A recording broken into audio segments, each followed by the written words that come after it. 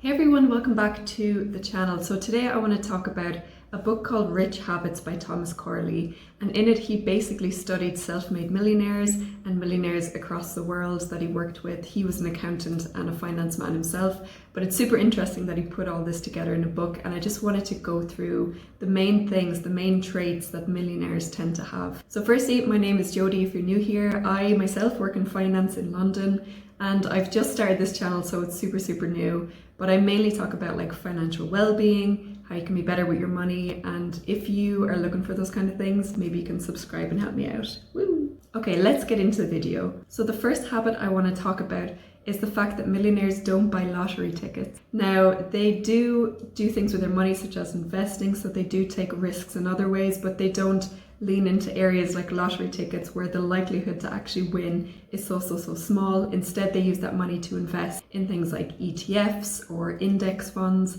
like the S&P 500 tracker, things like that. That's where they tend to put their money into. So the second habit I want to talk about is that rich people tend to read a lot. About 88% of the millionaires in this book that he spoke about set aside 30 minutes every day to read. And this is to like learn a new skill, basically create something new, or else to develop on something they already know about, like finance or investing, or even something frivolous like personal, about like learning to play a guitar or learning about music. It doesn't have to be about money, but just having that mindset in a more creative rather than a consumption view. So the third habit then, which kind of links up with the second one, is that rich people don't tend to watch TV. So in this book, only about 6% of the millionaires would watch TV in their spare time a lot. You know, the rest of the time they're either reading or else spending time with family or else working on their own business. So if you feel like you're spending an awful lot of your hours every day watching TV or like doom scrolling, maybe just have a bit of a think, because a lot of the more successful or self-made millionaires really don't do this. So the fourth habit is that millionaires or rich people tend to really eat well. And you might be thinking, of course they eat well, they've got so much money. But actually, that's not necessarily true. If you've got an abundance of money, you might want to eat more fast food because you've got more excessive money, you know, to spend on these things, or restaurants and things like that. But what he found is that 76% of these self-made millionaires, you know, ate really well and looked after themselves, went to the gym, and even like looked after their calorie intake. They were very diligent on their health. So that's quite an interesting spin, that even though they're super successful in one area in terms of money, they are successful in terms of their health and their fitness as well. So it's like all around looking after your body as well as your money. The next habit then is that millionaires tend to sleep really well. Now, you might think that this is a bit of a misconception about the hustle culture and maybe sleeping 3 or 4 hours a night. And of course there are millionaires who do that. But in the type of millionaires that, you know, Thomas Corley talks about in his book that he worked with directly, about 89% of the self-made millionaires that he spoke with, they had at least 7 hours of sleep every night. And another step on that, almost half of these millionaires said they woke up at least 3 hours before their workday began. So this might be the part where, you know, they're eating healthy, they're going to the gym perhaps before work, maybe they're spending time with family, maybe going for a walk or a run before the actual workday begins. So again, it's just a different sort of mentality to begin your day, not like running or rushing out of bed, rushing to the office, you know, things like that. They tend to have a slower morning, or they spend that time, you know, with family or at the gym before work. So the next habit is that they mainly had multiple streams of income, these millionaires. You know, the majority of them had at least 3. And this could be things like rental properties. It can be investments as well that he spoke about in the book, but even part ownerships in smaller businesses, things like that. So it's really interesting concept. You know, if you're watching this, you might have a 9-to-5 job and that's your only source of income. Whereas these millionaires that were studied tend to have more than 2 or 3, you know, they tend to have multiple streams, because if one, for whatever reason, doesn't, you know, go into fruition, they've got others that they can rely on. So the next habit I want to talk about is really interesting. A lot of the millionaires that he spoke to had a sense of overwhelming positivity, and this kind of shone through in everyone that he spoke to, he did mention in the book. So it seems like they seemed really positive about, you know, their career, their life, their family, and even if things were going, you know, not so well, maybe they lost money in investments, they still had a positive mindset.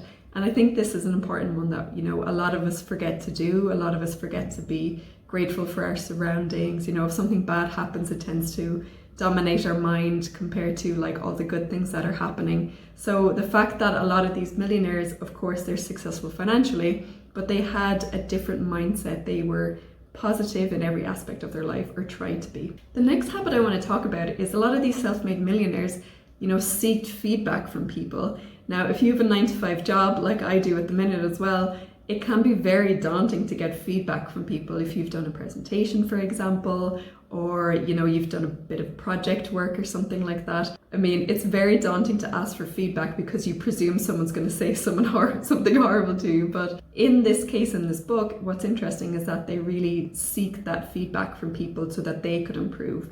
So linking back to the habit where they, read a lot, they try to advance themselves, increase their knowledge on certain topics, this feedback element as well kind of loops into that. So maybe the next time you do a big presentation or you do something new at work, maybe email a few people, a few colleagues, and just get genuine feedback from people so that you can improve. Now, the next topic might be kind of, obvious, but in this book, he did mention that the next habit is that the self-made millionaires tend to hang around with other millionaires. And you might be thinking, of course they do, they probably all live in Beverly Hills. But this can, count for whatever job you're in, whatever situation you're in. A lot of times, a lot of studies say that the 5 people that you surround yourself with the most, your salary can be the average of those 5 people. So maybe have a bit of a think, who are you surrounding yourself with? Do you hang out with people at work that maybe you think are a little bit bitchy, that actually aren't nice at their core, that don't have good ethics or morals like you feel like you have? Or maybe you're hanging out with people who maybe aren't pushing themselves or learning or advancing themselves as much as you want to. Another topic I want to talk about in terms of habits that millionaires have is that they set goals, but they don't only think about it in their mind, they tend to write it down and tick it off as they do each step. Now, this I think is a super important one. I did a video recently about, procrastinating and maybe not, advancing in life as you want to. So in this one, it's like literally writing it down. It's like a part of manifestation, but actually writing down physical steps of what you can do to achieve that goal, whether it's a business opportunity, whether it's a personal goal of your own. Write it down and break it all down as to how you can reach it. What I often talk about is if you want to buy a house in the future but you don't know where to start, write down the price range of a house you want to achieve. Like maybe it's 300 grand.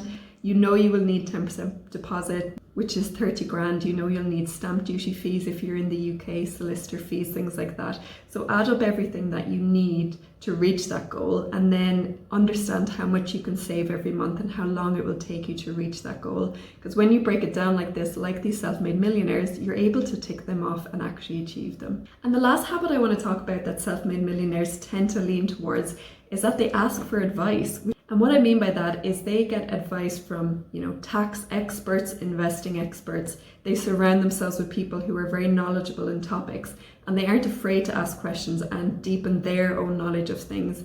If they have their own business, which a lot of these millionaires tend to have, there are more tax advantages with owning your own business, but also there might be other benefits that they don't know about. So they tend to ask advice from accountants, ask advice for investment management, things like that.